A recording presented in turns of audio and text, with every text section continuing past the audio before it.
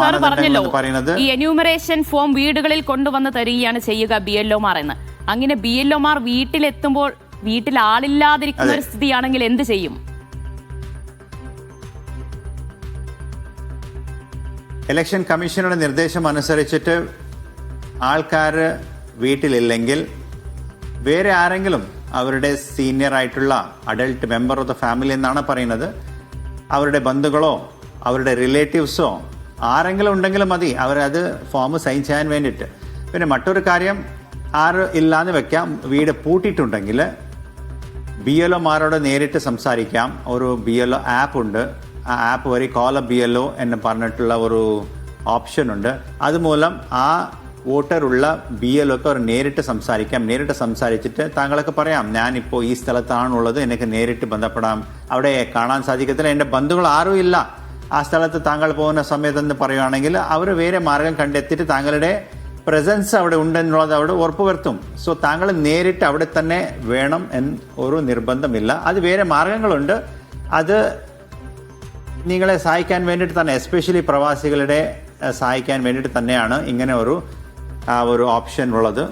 താങ്കൾക്ക് വീട്ടിൽ തന്നെ വേണമെന്ന് ഇല്ല, ആരെങ്കിലും സീനിയർ ആയിട്ടുള്ള ആളോ ഉണ്ടെങ്കിലും മതി, ഇല്ലെങ്കിൽ തൊട്ടടുത്തുള്ള ആരെങ്കിലും റെസ്പോൺസിബിൾ ആയിട്ടുള്ള ഒരു സിറ്റിസൺ ഉണ്ടെങ്കിൽ അത് മതി.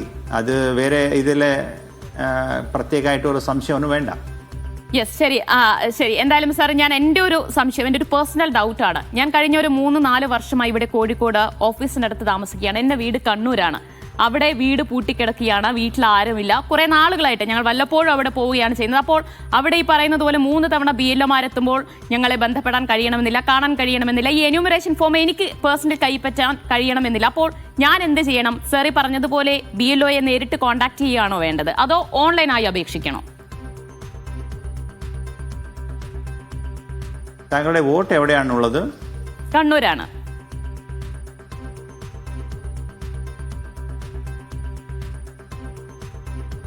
ഡിസ്കണക്ട് ആയി ഇല്ല, സാറിന് കേൾക്കാമോ?